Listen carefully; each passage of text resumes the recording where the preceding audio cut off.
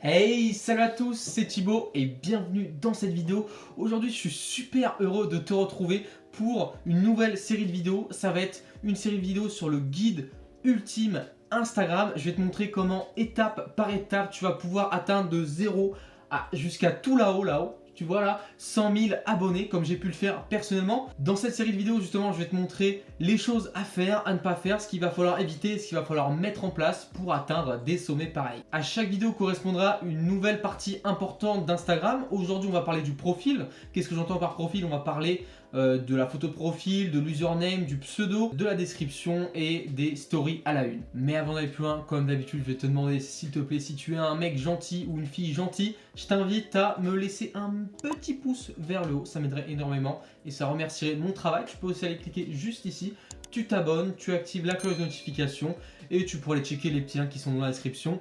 Ça pourra, je pense, te plaire. La première pierre à l'édifice que l'on va poser sur Instagram, ça va être le profil, comme je t'ai expliqué précédemment. Ça va être important pour toi d'appliquer chacune des vidéos qui va sortir. Bon, si elles ne sont pas encore sorties, tu ne peux pas le faire évidemment, mais quand elles sortiront, c'est important que tu appliques toutes ces méthodes, parce qu'en fait c'est des méthodes complémentaires. C'est pas oh tiens, je vais envie de faire juste un profil beau et le reste je m'en fous. Non, c'est vraiment appliquer tout ça ensemble. Donc maintenant on est sur mon écran d'ordinateur. Je préfère faire ça sur ordinateur, c'est plus facile. Au final il n'y a pas grand changement par rapport à si je faisais ça sur mon smartphone. Donc on est sur mon profil Instagram. Je vais analyser et je vais te montrer comment avoir un profil un peu optimisé. Je considère absolument pas mon profil comme un exemple, mais plutôt comme une base pour partir sur des bases plutôt propres et sur lequel on va pouvoir avancer. Alors dans un premier temps, pour ce qui est de la photo de profil, alors la photo de profil c'est pas sorcier je pense, il faut que ta photo soit HD, qu'elle soit nette. Si tu as un compte de thème, de niche ou n'importe quoi, il n'y a pas de souci à mettre un logo, quoi que ce soit. Il faut que ton logo par contre il soit HD, faut qu'on puisse bien le discerner. Si c'est écrit en tout petit, évidemment ça va pas servir. Donc prends bien en compte que par exemple quand on tape n'importe quoi, je vais taper Mar, je sais pas pourquoi, quand on tape Mar juste ici, il est important qu'on puisse bien discerner ta photo de profil. Là ici en l'occurrence il n'y a aucun logo, il y en a un juste ici, Marby Princesse. On peut à peu près correctement lire Marby, mais pense que quand tu vas dans la barre de recherche, il est important que tu puisses bien discerner même les petits caractères. Les petits caractères ça pollue un peu ton image de profil, donc c'est important de limite de simplifier tout ça et de plutôt avoir simplement des gros caractères pour être un maximum clair. Après si tu as une page qui te représente toi, tu peux évidemment mettre une photo de toi. Évidemment il faut qu'elle respectera les mêmes règles que pour un logo, c'est-à-dire qu'elle soit HD, qu'on discerne bien, qu'on puisse bien te reconnaître dès qu'on va voir ta photo de profil. Et on va pouvoir voir par exemple avec l'exemple de Mar, on peut voir que toutes les personnes ici sont de face, visage net, précis, on reconnaît direct qui c'est. Après, bon, je ne conseillerais pas forcément de mettre des photos de loin comme on peut voir avec Marc D juste ici. Une photo de loin, on voit pas trop, en fait ça se noie un peu dans la masse, alors que si on a une image un peu comme Mark Zuckerberg, bon voilà, c'est un peu l'exemple, mais si on a une image comme Mark Zuckerberg, et ben on discerne direct que c'est lui, et ça c'est super pour se faire reconnaître parmi tous les abonnements et abonnés que quelqu'un peut avoir. Parce que n'oublie jamais que tu n'es pas seul sur l'application et que tu es en concurrence avec des milliers voire des millions de gens. Après, évidemment, à toi de voir si tu préfères un logo pour représenter ta page ou alors une photo de profil de toi en fait, tout simplement. Ensuite, pour ce qui est du pseudo, c'est très important ça, il va falloir que tu écoutes bien. Pour ce qui est du pseudo, juste ici, personnellement, moi c'est thibaut.cpy, toi c'est forcément autre chose. Il est important de discerner pseudo et le nom de ton profil. Ça va être deux choses très importantes pour te faire trouver plus facilement dans la barre de recherche juste ici. En fait, c'est deux moyens de te faire retrouver. Donc le truc déjà, tout d'abord à ne pas faire, c'est de ne pas avoir la même chose ici, donc dans ton pseudo, et la même chose sur ton nom, juste ici. Par exemple, pour t'illustrer un peu la chose, si je tape e-com pour l'abréviation de e-commerce dans la barre de recherche, je vais pouvoir trouver les personnes qui ont mis ça soit dans leur pseudo, soit dans leur nom. Donc est-ce que tu te rends compte un peu de la puissance que c'est? C'est-à-dire que tu as 2 fois plus de chances de te faire trouver par quelqu'un.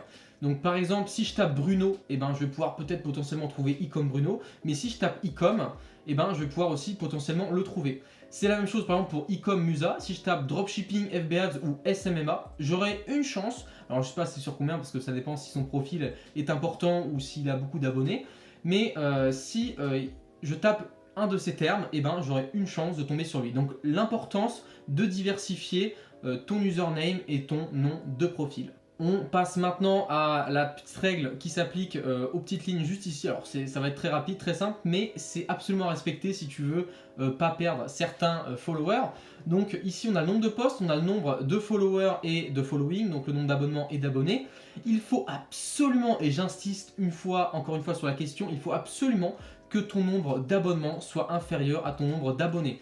Il en va de ta réussite, et c'est-à-dire que est-ce que toi-même tu as envie de t'abonner à quelqu'un qui a plus d'abonnements que d'abonnés? En fait, c'est pas logique et personne n'a envie de le faire.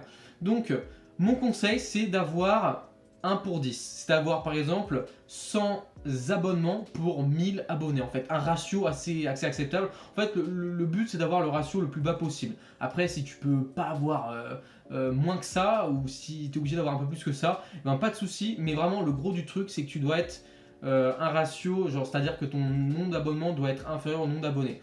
Plus tu seras bas en nombre d'abonnements, plus on se dira que tu es une personne, pas forcément connue, mais plus tu es une personne, voilà, une personnalité, et plus les gens seront tentés de s'abonner à toi. Alors que comme je t'ai dit, si tu as 10 000 abonnés pour 5 000 abonnements, et ben là, personne n'a envie de s'abonner à toi, t'as qu'un ratio de 2 sur 1, et donc c'est pas terrible du tout. Passe maintenant à un des points les plus importants de ton compte Instagram, c'est la description. Alors il n'y a pas vraiment de règle pour la description, tu es assez libre dessus, mais il y a quand même quelques petits points à respecter parce que sinon ça va vraiment pas faire beau du tout. Le premier point, c'est que tu dois au moins décrire ce que tu es. Ça c'est vraiment la base des bases, décrire ce que tu es, comme ça dès qu'on arrive sur ton profil, on sait ce que tu fais, on sait ce que tu produis. Après, rien ne t'empêche de détailler un peu plus comme je l'ai fait actuellement.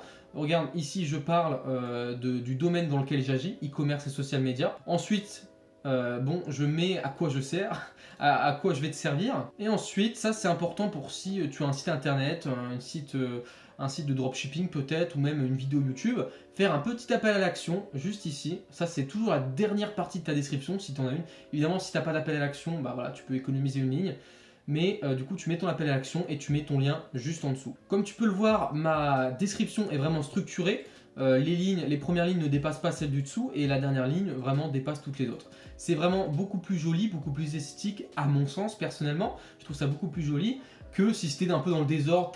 Imaginons que tu as une ligne qui est beaucoup plus longue ici, une ligne plus courte, une ligne plus longue ici. C'est vraiment pas beau à regarder. Et donc pour la description, n'hésite pas à mettre quelques emojis sans abuser évidemment. Tu peux en mettre par exemple au début de ta ligne, 4 lignes maximum, après 5, si tu mets 5 lignes dans ta bio, il faudra appuyer sur le petit plus et ça c'est encore un frein à l'action, donc je t'invite vraiment pas à le faire. Pour ce qui est des stories à la une, malheureusement j'en ai pas, donc je vais pas pouvoir te montrer sur mon compte, mais heureusement j'ai pris là vite fait dans mon Explorer 4 petits comptes qu'on va pouvoir voir ensemble et qui sont de bons exemples à s'inspirer. Le premier compte c'est un compte de skate, bon là alors pas tout est bon à prendre comme d'habitude, mais par rapport à ce que je t'ai dit, on peut voir qu'il y a un logo qui est net, qu'on sait exactement ce que c'est. Bon après voilà, niveau originalité, c'est pas forcément ce qu'il y a de plus top. Là c'est marqué Happy, écriture blanche sur fond noir, c'est super bien, c'est super clair. On peut voir ici que son username est un peu différent de son nom. Bon ça c'est pas vraiment l'exemple à prendre forcément, donc c'est pas terrible. En plus il a mis officiel et mettre officiel dans son username, je trouve vraiment c'est pas du tout la chose à faire. C'est vraiment,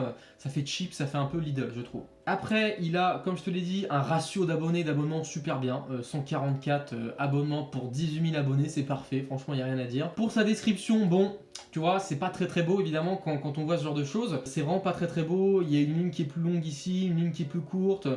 Ça reprend après ici. Et par contre, il y a un appel à l'action en dessous et ça c'est bien. Par contre, c'est en 5 lignes. Ici, on voit pas la différence sur PC. Par contre, sur téléphone, tu verras que qu'il faudra appuyer sur le petit plus et là c'est un peu dérangeant. Ces stories à la une, il n'y en a pas, donc ça c'est pas terrible. Mais en tout cas voilà, je prends des comptes et je te montre après ce qu'il faut faire, ce qu'il ne faut pas faire. Évidemment, il n'y a aucun compte qui est parfait. Pour le prochain compte, il s'appelle Tips Selected et je pense qu'il y a pas mal de choses à noter qui peuvent être intéressantes sur ce compte. Tout d'abord, la photo de profil, bon, elle est HD. Par contre, comme je te dis, il y a des petites écritures et ça vraiment ça pollue la lecture du logo. Et donc ça, tu vois, par exemple, typiquement, c'est le genre de truc que tu aurais pu enlever, qu'il aurait pu enlever pour que ce soit plus lisible. Ici, on voit que c'est marqué Food and Life Hack, je crois que c'est ça. Et par contre, on doit vraiment plisser des yeux pour vraiment lire ce que c'est.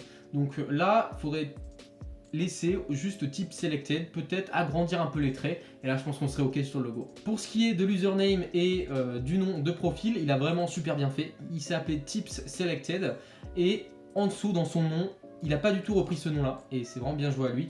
Il a mis Food, DIYs, Hacks and IDs. Ça veut dire que si on tape ces termes-là dans la barre de recherche, on a une potentialité de tomber sur lui, tout simplement. On va essayer vite fait. Et non, on ne tombe pas sur lui. Bon, c'est pas grave, au moins on aura essayé, mais en tout cas, voilà, il est dans la bonne démarche. Et à n'importe quel moment, l'algorithme d'Instagram peut être en sa faveur et le mettre en avant dans les recherches si on tape DIYs. Pour le nombre d'abonnés, d'abonnements, rien à dire juste ici. Comme je te l'ai dit tout à l'heure, c'est parfait. Ici, pour la description, voilà, c'est simple, c'est efficace. Il parle de ce qu'il fait. Creativity, food and craft are here.